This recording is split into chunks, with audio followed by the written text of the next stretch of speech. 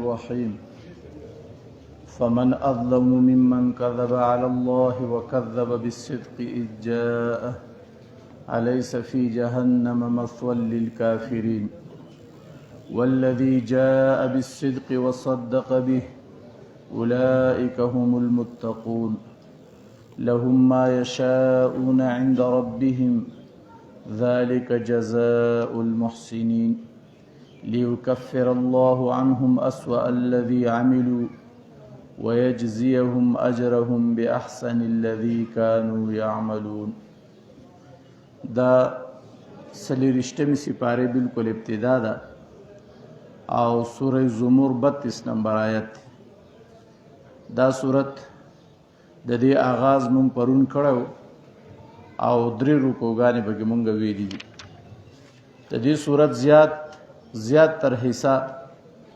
دا اثبات توحید دی، د الله تعالی وحدانیت ثابتول، لیکن دا غي سره سره ډېر حصہ پکې د قیامت په احوالو باندې مشتمل ده او د نبی رسول الله والسلام د ذات سره په ډېر خبرې تعلق لري. وز دا موجوده آیت دار د تیر شوی پرونی چې کوم د درشتمی سپاره بالکل اخیرنی آیت د داغي سره لګي. هغه دا چې پیغمبر علیه الصلاۃ والسلام ته الله تعالی یو تسلی ورکړه، وای دا خلک ستا سره یو قسم اختلاف کوي د قیامت په باره کې، ستا د ذات د نه منلو په باره کې د څه اختلاف کوي، نو غم یې مه کوه، انک میت و انهم میتون. تاسو باندې مرګ راتلونکی دی او په دیو باندې هم مرګ راتلونکی دی، نو چې تاسو مرئ او دیو مري نو دا فیصله او د حق او د باطل دا فیصله به د الله تعالی مخې ته بیا د قیامت په ورځ باندې وشي. ولی ثم انکم یوم القیامة عند ربکم تختصمون. تاسو به د رب مخې ته بیا مخاصمت وکئ، نو الله به دا فیصله بیا وکي چې یاره څوک په حق دی څوک په ناحقه. اوس د دې آیت هغه عملی فیصله الله تعالی په دې آیت کې اوري چې اوس الله به د قیامت پر ورځ کومه فیصله کوي د کفارو او د مسلمانانو په مابین کې. نو دا غي جواب دا دی فمن اظلم ممن كذب على الله وكذب بالصدق. دا غسړی نه بل غټ ظالم څوک چې په الله هم دروغ تړي او صدق او رښتیا هم دروغ غني. نو صدق نه مراد دلته قران دی. نو دا د الله تعالی د طرف نه عملی فیصله ده چې واوري چې هغه سړی به د قیامت پر ورځ باندې هغه به د الله تعالی د جهنم مستحق ګرځي کم سړی چې په دنیا کې دروغ ویلي، کاذب هم دی او مکذب هم دی. اول الذي جاء بالصدق وصدق به، او هغه چې راتللی رکړي دي په صدق سره، وصدق به او تصدیق هم کوي. نو مطلب دا چې لکه صادق هم دی او مصدق هم دی، نو اولئک هم المتقون. نو د قیامت په ورځ باندې چې کومه فیصله ده نو هغه الله واوروله چې یو به کاذبي بل به مکذبي، د هغې دپاره څه شی دی؟ جهنم. بل به صادقي بل به مصدقي، د هغې به څه هغه به متقیني. نو متقیانو دپاره څه دي؟ لهم ما یشاءون عند ربهم. دیو خو چې څه غواړي دیو ته به د دیو د رب په نس باندې میلاویږي. او د بره بلا دا چې دوی کم عملونه بد کړي دي هغه عملونه به الله تعالی محو کړي، ګناهونه به الله تعالی معاف کړي او د هغې په بدل کې ولا بهترین بدلې او اجرونه ورکړي. نو دا د قیامت پرونی اخیرنی آیت کې موږ دا ویلو چې د قیامت پر ورځ به الله فیصله وکړي. اوس په دې آیتونو کې چې عملی فیصله څه ده نو هغه ته ما خلاصه واوروله. دا یو څو آیتونو ترجمه کوم بیا مخکې مضمون بیانوم. فمن اظلم ممن كذب على الله، او څو غټ ظالم کېدی شي د هغه چا نه کذب علی الله چې دروغ وایي په الله باندې، وکذب بالصدق او دروغ غني رښتیا ولره یعنی قرآن لره، اذ جاءه هغه وخت چې راغلی دا قرآن دته، الیس فی جهنم مثوى للکافرین، آیا نه ده په جهنم کې ټکانه د کافرانو دپاره. والذی جاء بالصدق او هغه کس چې راتللی وکړو په رښتیاو سره یعنی انبیا، وصدق به او تصدیق هم د خپل نبوت او د قرآن وکړو، اولئک هم المتقون، دا خلق متقیان دي. لهم ما یشاءون عند ربهم، د دوی دپاره به هغه څه چې دوی غواړي د دوی د رب په نس باندې. ذلک جزاء المحسنین، او دا بدله د نیکانو ده. لیکفر الله عنهم، دې لپاره چې الله تعالی لري کې د دوی نه اسوأ الذي هغه بد عملونه عملو چې دوی کوم کړي دي، ويجزيهم اجرهم او بدله ورکي دوی ته اجرهم د دوی ورکي دوی ته اجرهم د دوی هغه بدله باحسن الذي كانوا يعملون په ډېره ښه طریقه د هغه نه چې دوی کوم عملونه کړي. أليس الله بكاف عبده ويخوفونك بالذين من دونه ومن يضلل الله فما له من هاد. دا آیت چې د دې مضمون د بیانو ماغه ده چې کله کله به د کفارو سره د نبی علیه الصلاۃ والسلام له جواب ورکولو هیڅ سم نه د نبی علیه الصلاۃ والسلام په مخالفت کې یا د نبی علیه السلام په رد کې به سره جواب نه نو بیا به نبی علیه السلام ته دا ویل وای ګوره خیال کوه ته زمونږ د بوتانو ګوره ډېر مذمت کې هسې نه چې زمونږ د بوتان د پسې در پسې شي څه آزار درته ونه رسي. او دا جواب چې دی نو دا به هر پیغمبر ته خپل قوم ورکاو. لکه هود علیه السلام ته خپل قوم ویلو ان نقول الا اعتراك بعض الهتنا. دا ته چې ګډې وډې خبرې کوي قیامت دی او داسې دی واغه دی وای دا تا ته خټیک زمونږ د بعضو خدایانو سره آزار کړی د هغې د وجې نه نعوذ بالله تا ته لیونتوب رسېدلی. نو مطلب دا چې نبی رسول الله والسلام ته به هم دا خبره کوله چې ته چې دی نو لکه زمونږ په دې دغو پسې لګیای په خدایانو پسې په باطلو خدایانو پسې نو یو ځل به دا تا ته څه نقصان در رسوي. نو نبی علیه الصلاۃ والسلام ته الله تسلی ورکوي وایي الیس الله بکاف عبده. آیا الله تعالی د خپل بنده لپاره کافي نه دی؟ نو بنده لپاره خامخه کافي دی الله تعالی. لہذا که دا کافر تا د هر قسمه بوتانو نه او د هر قسمه خبرو نه تا ویری نو تر دې غم مه کوه. ولې الیس الله بکاف عبده. آیا الله تعالی د خپل بنده لپاره کافي نه دی او تا د باطلو خدایانو نه یری؟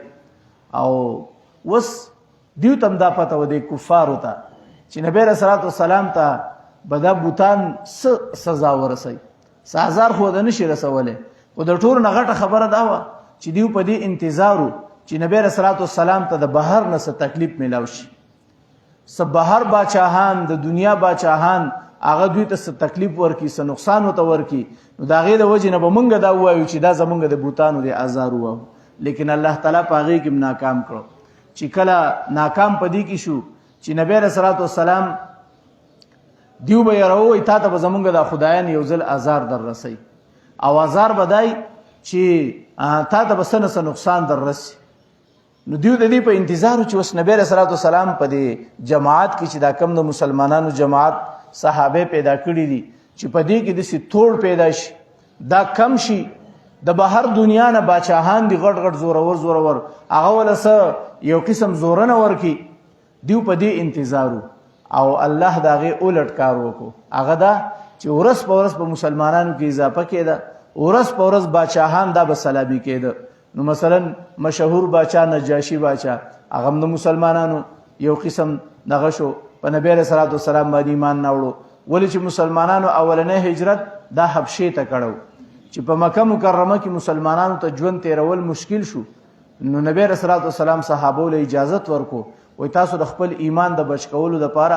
مختلف طرفونو ته هجرت کولی شئ. نو په هغه زمانه کې چې دیو سوچ وکړو چې کوم طرف ته هجرت وکړو نو چا وی چې د حبشې کم باچا دی نجاشي نو هغه مسلمانان هغه رحم دل دی او هغه بچا باندې ظلم نه کوي حالانکه عیسائی مذهب والا نصرانی باچا نو په هغه زمانه کې تقریبا د اتیاو پورې مسلمانان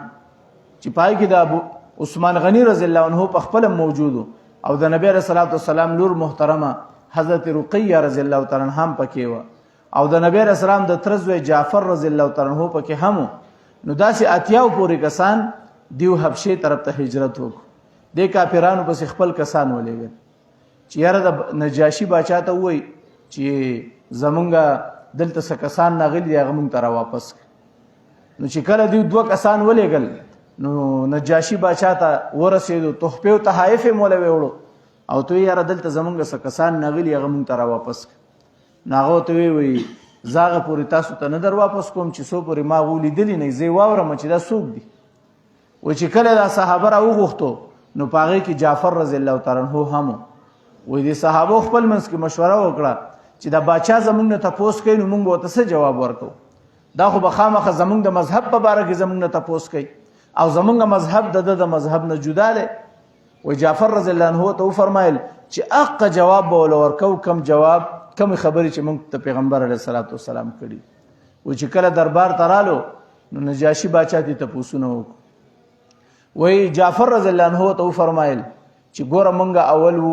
د کاڼو او د بوټو عبادت کوونکي خپل لونه او مونږ ژوندۍ خخولي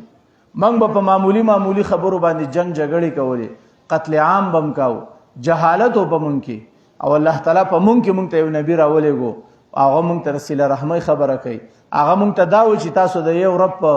قرآن باندې ایمان نه وړئ بهرحال چې څومره د نبی رسول الله دعوت او پیغام واغې واورم وای نجاشي باچا وی چې دا خبره خو ماته د ښکاری لکه کمی چې په عیسی علیه السلام باندې نازل شوی بیا به هر حال وی چې تاسو په باره کې سوچ او فکر کوم تاسو زئی او زبا تاسو په باره کې لږ سوچ کوم سبا او بیا راشي و چې کله د مشرکین د دوه کسان کم لیږلیو و دی خپل منځ کې وی چې لکه د نبی رسول الله هغه پیغام خو دلته ملار وست دیو دا خیال چې دیو ته بس نقصان پیدا شي نو ایو دی بل ته وی چې سبب زده سی خبره کوم په دې مجلس کې چې د دې بادشاہ به د دې صحابه او خلاف نفرت پیدا شي هغه بل وته یاره د خبره خو مکوه ولې چې بیا زمونږ د خاندان زمونږ د قام قبيله خلق دي نو مونږ ته د دې نه بیا اسنه چې نقصان وته ورسي وی هغه وی چې نه زبدا خبره سبا خامخ کوم چې بادشاہ ته راغی سبا بادشاہ ته وی چې دا یوازې زمونږ مذهب نه ستا مذهب هم نه مني عیسایت عیسی علیه السلام هم نه مني نو نجاشي بادشاہ د صحابونو تاسو کوی تاسو الکه د عیسی علیه السلام په باره کې سوای نو حضرت جعفر رضی الله تعالی عنہ پاسه دو او د سوره مریم آیاتونه تلاوت او پاغي کې چې کوم د عیسی علیه السلام د پیدایش هغه ټول واقعیات دی هغه بیا چې مریم بیبي عیسی علیه السلام په غي کې راوړ خپل کور ته نو د خاندان خلک وته راغون شو چې یاره یا اخت هارون ما كان ابوك امرأ سوء وما كانت امك بغيه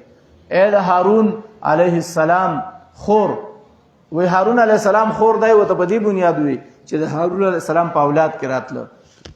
او یای په حقیقت کې رور هارون علیه السلام یای په حقیقت کې رور نوم هارون پیغمبر خو نو خو عام هارون نوم نو ستا مور خو چې دنو پلارم دی بد سړی نه مورم دی بد کار نه وتا دا ماشوم نه کم زین راوړو دا آیاتونه وستول لسه روان دي نو هغه ماشوم طرف ته اشاره وکړه ولې چې جبرئیل علیه السلام ته ویلو چې تب خلق ته وی چې انی صمت للرحمن ما روجنی ولیده نو ته جواب ما ورکوه ماشوم له اشاره کوه نو جاغو ته وی دا تاسو چل کړه نو مریم بیبي ماشوم طرف ته اشاره وکړه نو هغه وی کیف نکلم من کان فی المهد صبیا چې ماشوم دی په غي کې موږ وسسن خبرې وکړو هغه ماشوم आवाज وکړو انی عبد الله زاد الله بنده و چې دې پوری د جعفر رضی الله عنه تلاوت را ورسو وای نجاشي باچا او چې څومره درباریانو ټولو جړ